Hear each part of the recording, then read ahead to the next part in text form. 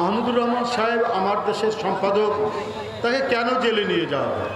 বিপ্লবী সরকারের সমস্ত কাজ হচ্ছে বৈপ্লবিক হবে, সমস্ত কর্মকাণ্ড হবে বৈপ্লবিক। আইনের কথা বলছেন, আইন উপদেষ্টা সাহেব নিশ্চয়ই একজন গুণী মানুষ, আমাদের অত্যন্ত ঘনিষ্ঠজন, কিন্তু বিপ্লবী সরকারের দায়িত্ব তো প্রচলিত কোনো আইনকে সেটার উপর ভিত্তি করে কাজ করা নয়।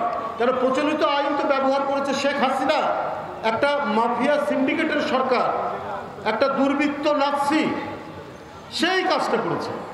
ফৌজদারি আইনে 1 বছরের বেশি সাজা হলে তাকে কারাগারে যেতে হবে। তো এই আইনটা এখন মানা হবে না, হবে কেন? আইন তো ধর্মগ্রন্থের শ্লোক নয় যেটা পরিবর্তন করা যাবে না। এই বৈপ্লবিক পরিবর্তনে এত ছাত্র জনতার যে আত্মদান, এত রক্ত এখনো গড়িয়ে যাচ্ছে।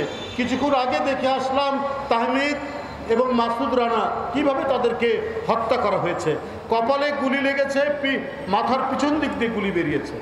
তাদের আত্মদানের মধ্যে দিয়ে যে সরকার, তারা কেন পুরনো আইন দেখিয়ে কাজ করবেন?